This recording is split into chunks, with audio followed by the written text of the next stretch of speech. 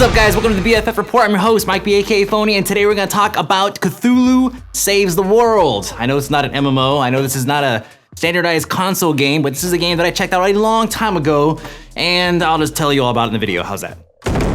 First is going to do a quick background on Zeboyd Games. These are the guys who made Cthulhu Saves the World. They made a game last year called Breath of Death 7, The Beginning, hilarious name, and they put it up on Xbox Live Indie. They got like 60,000 downloads, and of those 60,000 downloads of the trial, they had 40,000 sales. That is a 2/3 conversion rate. That is a great conversion rate. Obviously, people like this style of game. At the end of the year, they released another game because somebody had the brilliant idea of taking H.P. Lovecraft's Cthulhu from the 1930 short stories, which was The Darkness, Dunwich Horror, Call of Cthulhu, right? All those, and turn that into a game following the same template as Breath of Death 7, and they released that on Xbox Live Indie. I checked it out for 15 MOG like earlier this year, but I rushed right through it because it was just like a quick kind of walkthrough of an indie game, right? But it stuck with me and I was like, this game's hilarious. I'm gonna have to go and check it out later. Then yesterday, I saw that it was available on Steam for $3, $2.99, and it was both games, Breath of Death 7 and Cthulhu Saves the World. And so I downloaded that stuff, and I can't even stop to do this damn BFF report because I want to keep fucking playing this game. Now, the game didn't just magically appear on PC. He actually had a Kickstarter type fundraiser going where he generated like $6,000 to help pay for the conversion from the Xbox Live to a PC, which we don't really see very many of those, do we? But not only did he do the port, he also finished the game, because initially the game wasn't actually finished when it was put on Xbox Live, and so now we have the finished, polished version with some tuning to the mobs, some extra bonus type modes, and this one is called the Cthulhu Saves the World Super Hyper Enhanced Championship Edition Alpha Diamond DX plus Alpha FES HD Premium Enhanced Game of the Year Collector's Edition. Short and sweet. Now, the backstory goes like this. Cthulhu comes out to rule the world, and as he emerges from the depths, he gets zapped, a curse put on him, he loses all of his powers, and unfortunately, the only way he could get them all back is by, as the narrator here says, becoming a hero. And then he's like, oh, I heard what you said. Yeah, obviously, the fourth wall means nothing in this game, which is hilarious. And now your mission is to do good things so that you can be evil again.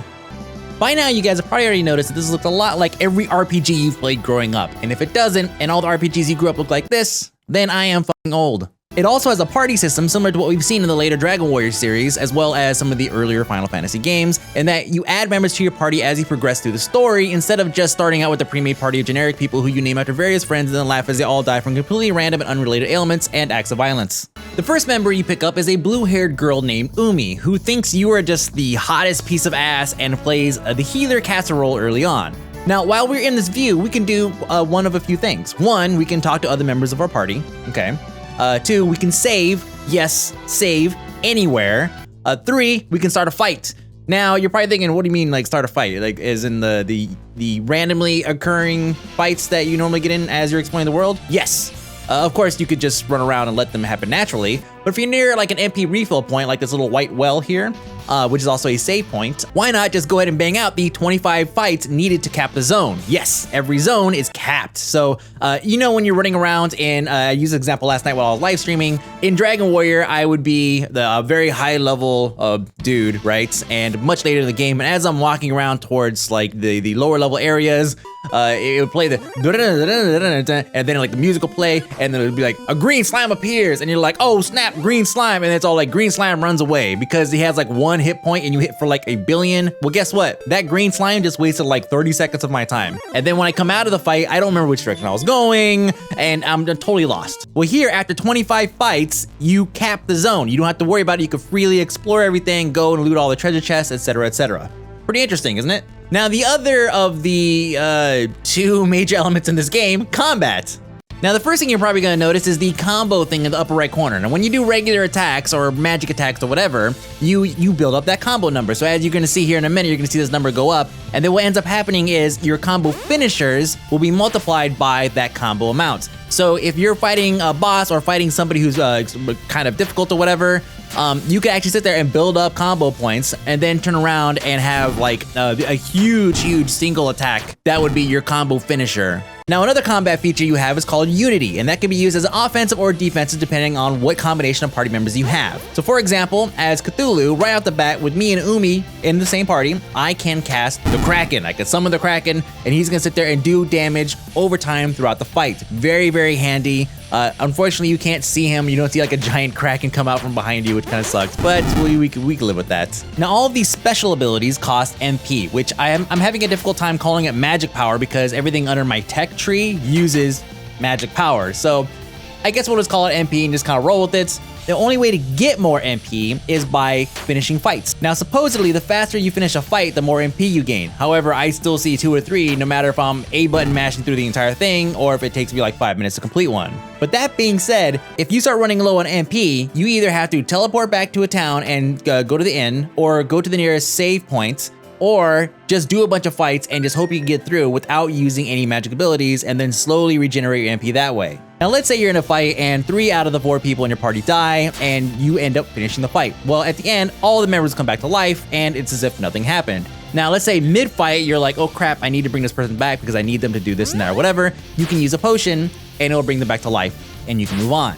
Now let's say everybody in your team is dead. You have an option that pops up that allows you to either go back to your last save, or you can use a 1-up and it'll basically bring everybody back to life. Keep in mind that there's a limited supply of these things, and so far, as of level 15 or so, I have not come across any extra outside of the first handful I got at the beginning of the game, and I've already actually used a ton of them because I was doing really stupid stuff while I was leveling. Now, as I was playing and burning through all these 1-ups, so it actually popped in my mind like, oh, that'd be a great thing to sell in the cash shop, and then I was like, so brainwashed, stupid gaming industry.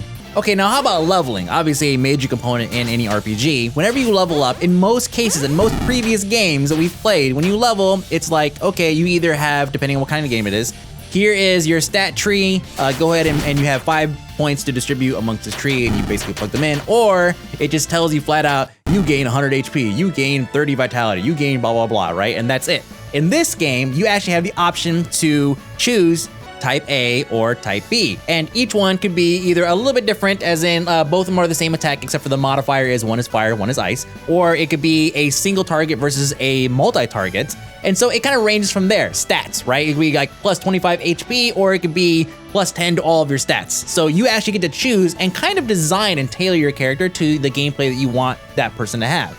Now that's pretty much everything, I think. There's really not a whole lot else other than that besides just hilariousness in the story and also like things that go around like in town. I don't want to spoil everything for you, but let me just go ahead and show you this for example. Here I am, just going through town, right? And it's like, oh, look at this, it's a little school. I go in there, oh, look, there's little kids being taught in school. That's kind of cute. And then I turn around, I go outside and like, oh, what's this guy doing looking through the window? And I talk to him and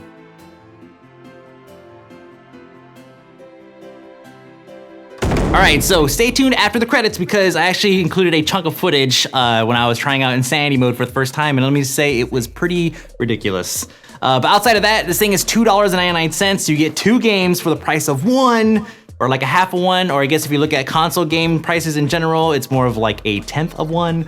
But the game was like $10 or something like that. It was like less than $10 on the indie market on an Xbox, on Xbox, and now it's like $3 here on Steam. So that is a great deal. So that's all. I will see you guys next week. Stay tuned after the thing for some awesome me getting completely owned by 2 Uzis. Actually, no, I'd make a comeback. Spoiler alert.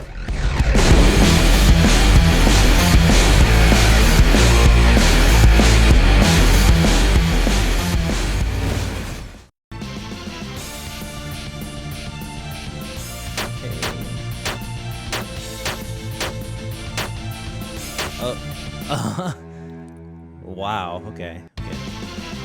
Try this again. Okay. Here we go. Swap it up a little bit. Wow. Oh my god. Okay. Need to heal. Alright.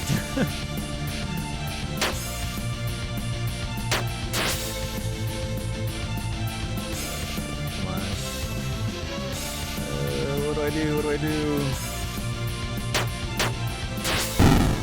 Okay, now heal myself. Come on! Alright.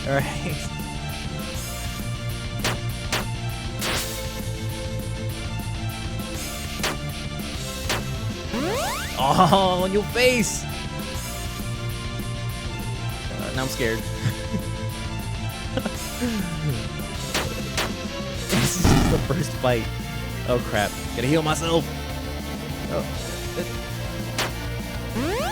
Booyah! Oh, about to throw down on you. Look out! Death blow. Boom! Woo! That was the first fight.